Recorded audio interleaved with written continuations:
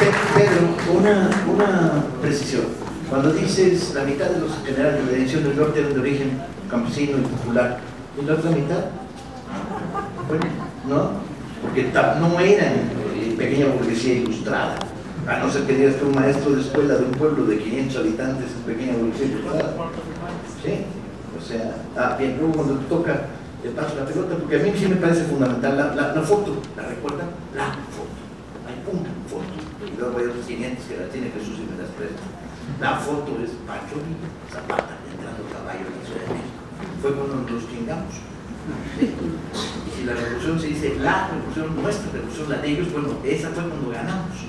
Viene a caballo y se ve a Fierro ahí, muy elegante, ¿no?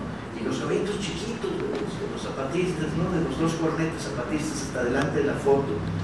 Y las burlas de los villistas que decían que esos pinches caballos van ustedes a hacer la revolución, y la contraburla de los zapatistas que decían comen menos que el tuyo, güey. Porque el problema de la División del Norte era la pastura. Cuando 8,000 hombres a caballo se movían por zonas semidesérticas, ¿dónde sacas el pasto? Había que traer el tren atrás con pastura. Bien, de ahí démosle la razón a los cornetas zapatistas que sabían cómo estaba la cosa. Y la foto de la O, Buenita, el único estudiante en esta playa de los grandes generales de la revolución. Almanza, que dejó una novia a Vasconcelos, que en último caso era una novia muy rara, porque Vasconcelos disparaba por los dos lados. Del lado derecho, bien, el resumen, si se toma una molestia de ir identificando los rostros del resumen, es la primera revolución en la componente de la pequeña burguesía ilustrada. ¿Dónde están los abogados, los licenciados, los estudiantes? ¿Dónde está el corazón del Comité Central del Partido Comunista Ruso, ¿no? La pequeña burguesía ilustrada que aporta en su vinculación con el movimiento obrero a los grandes cuadros y militantes, no están. ¿Dónde está la dirección del Partido Comunista Chino? Porque la Gran Marcha la protagonizó el 85% de campesinos, pero la dirección de la Gran Marcha estaban cuadros formados en Hong Kong, en Shanghái, sobre todo en Cantón, del movimiento urbano, de los movimientos estudiantiles que se habían reconvertido vinculados al movimiento obrero. Inclusive, bueno, la foto de los 12 del 26 de julio, hay un campesino, entre los 12, uno, los otros 11 vienen de la estructura del movimiento estudiantil. O sea, la aportación a la revolución del siglo XX de las pequeñas burguesías ilustradas no es discutible, y había que volver a hacer análisis de clase para preguntarnos por qué, porque no es accidental, ¿no? Y aquí, ¿en dónde está? Pues no están porque el magonismo los quemó, se quemaron en la derrota magonista esos cuadros. Son los grandes cuadros de la lucha de 6 a 8, y de los movimientos estudiantiles en la Ciudad de México, y no llegan.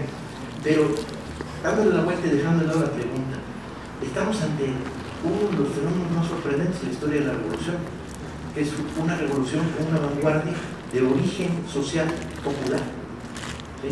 Con cuadros que se han formado a partir de la experiencia del aprendizaje de la vida y con experiencia política mínima, ¿sí? Que se han construido como cuadros políticos, y entonces todavía el fenómeno se vuelve más sorprendente y más apasionante y muchas veces más complejo. Cuando Pedro menciona el decreto 1 de la expropiación de la oligarquía de Chihuahua, por cierto, olvida que en el decreto también se quitaron los pianos, todos los pianos.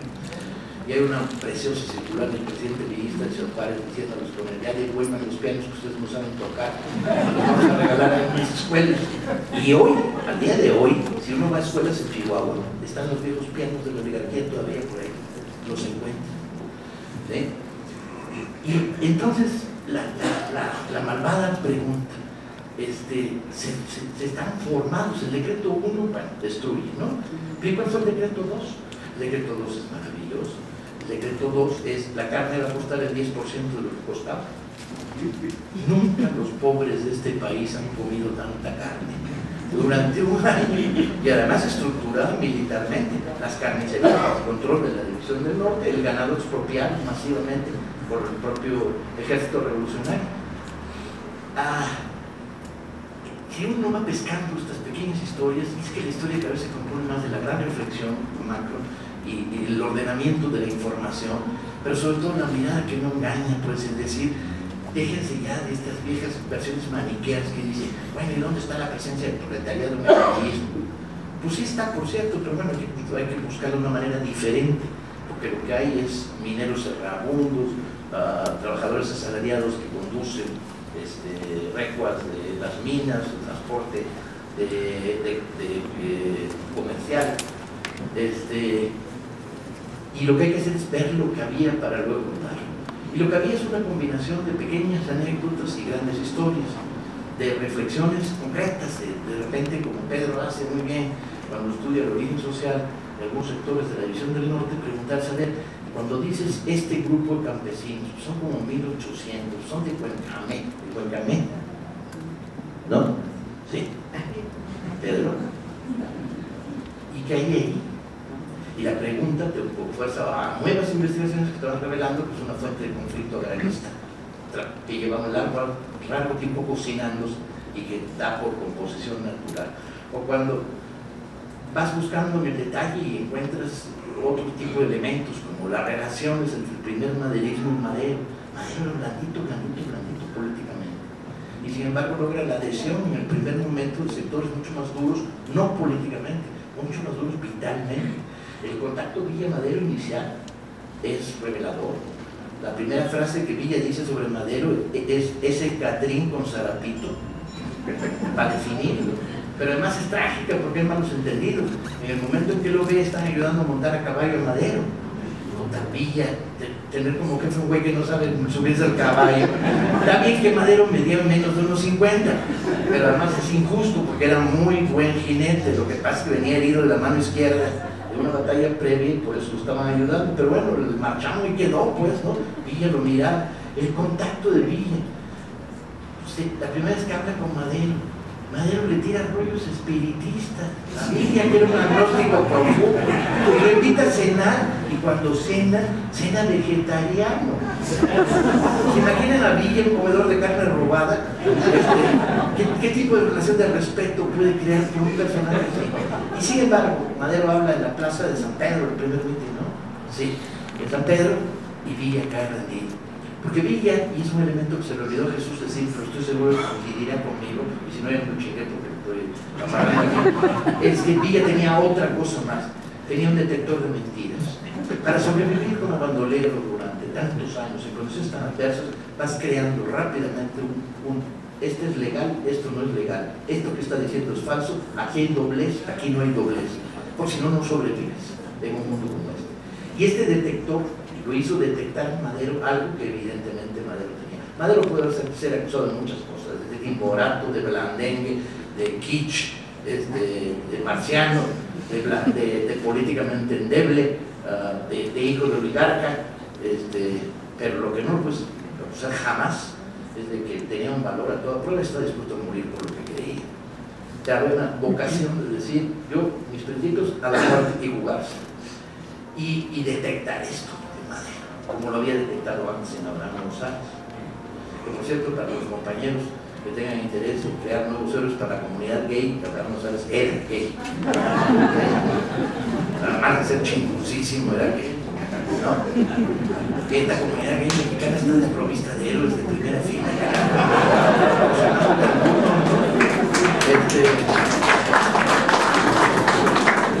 De closet, porque la época no daba para más. El detector de mentiras. El detector de mentiras de Villa es muy importante, porque es el que permite poner en operación los valores que correctamente dice Jesús: lealtad, no lealtad, fidelidad, no fidelidad. Le aguanta a Madero lo que no le aguantaba a nadie. Madero lo deja venir a pudrirse a la cárcel. Y ahí hay 22 cartas intercambiadas entre ambos. Bueno, entre ambos nada, porque Madero no le contesta personalmente, siempre usa terceros, diciendo que esto es una injusticia, y lo era.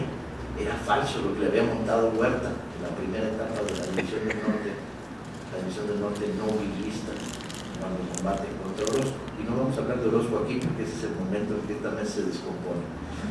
Ahí sí están nuestras profundas divergencias, no en si la mamá de Villa lo vio o no lo vio. Y este detector de mentiras es bien interesante, porque construye un tipo de relaciones de afinidad muy particular, más allá de los principios políticos, ¿sí? No lo hay con Carranza. Si ustedes observan todas las fotos, Villa y Carranza son chistosísimas, siempre están mirando uno por un lado y otro para otro, no se miran, no se miran. No, pero además había ahí, no funcionaba. Carranza no reconocía como uno de los suyos a este salvajote bandolero, ¿no?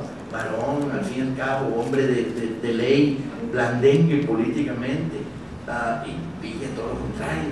Veía en Carranza doble moral, doble lenguaje, no veía fidelidad, no era uno de los que les podía hacer mucho caso, ¿sí? Bueno, de vivir como bandolero, y tiene razón Jesús, si no se estudia bien la época bandolero no se entiende a Villa como personaje.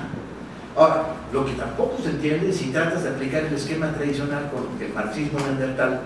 ¿Conoces la definición del marxismo neandertal? ¿No? Aquel que cuando tiene una organización de tres expulsa a uno y luego los dos se quedan, se escinden.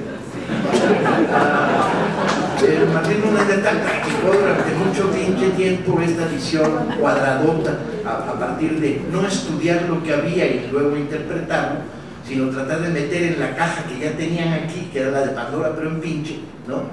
El material y cuadrarlo. Y en esa lógica, pues, ¿dónde está la propuesta clasista de Villa? ¿No está? Villa, ¿dónde tiene sus nexos con el socialismo? No hay. Porque el único comentario que podemos recoger en la relación Villa-socialismo es que una vez vi una foto de Lenin y no le gustó. Pero también en el mismo periódico que yo pude ver había una foto de Modigliani al lado de la de Lenin y no sabemos si le gustó o no le gustó, y por eso no podemos acusar de nada.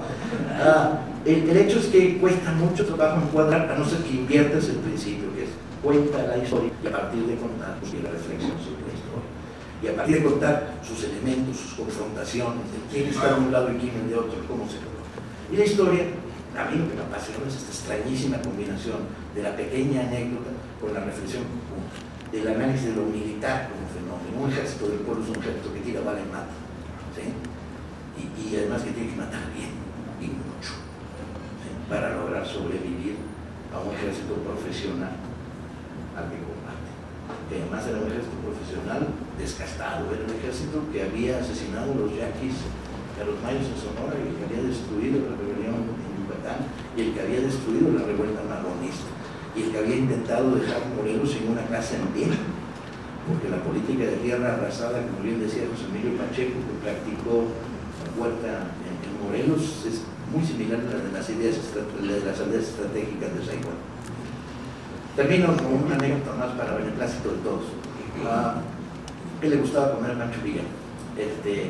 Carne asada sobre el metate, sobre el comal, carne asada como el comal hasta que quedara como suelo de zapato, porque pues ahí sí, ¿no? Primero. Segundo, palanquetas de cacahuate. No chilosa por el amor por las palanquetas de cacahuate, sepan, pero era una de sus aficiones grandes.